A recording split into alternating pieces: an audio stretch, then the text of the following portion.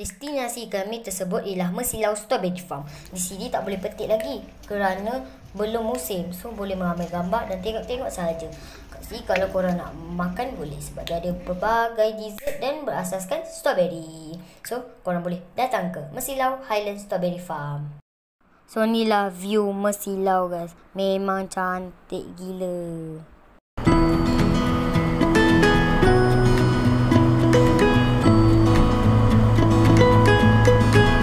Terusnya, ini destinasi Marakau Fish Spa Ranau. Di sini korang dapat free makanan ataupun korang boleh beli lagi. Memang sangat geli guys, dia punya ikan tu bila korang dekat nampak tu.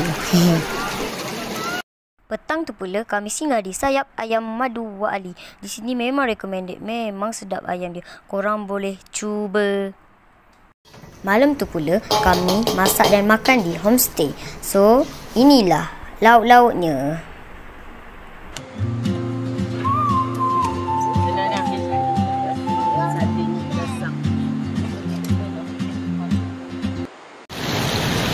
Hari ketiga yang terakhir tu kami turun sungai untuk celup-celup kaki dan mengambil gambar saja. Sini kalau nak mandi pun memang tak boleh, memang sejuk.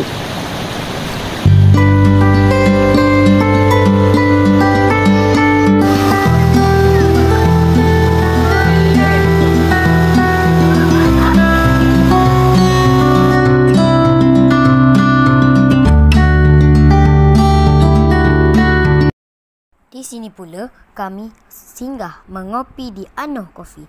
Di sini ada banyak dessert dan minuman. Korang boleh lepak-lepak di sini sambil layan view.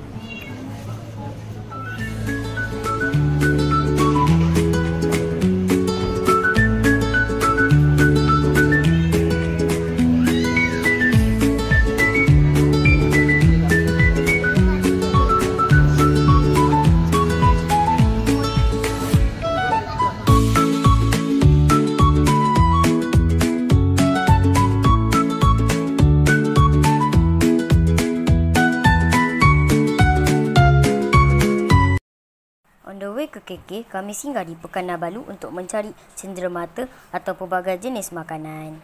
Di sini, kami mengambil gambar yang banyak untuk mendapatkan view yang cantik.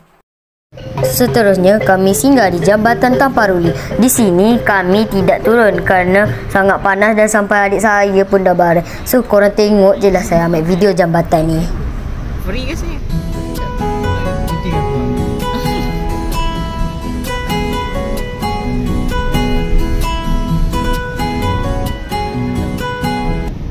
So, korang nantikan.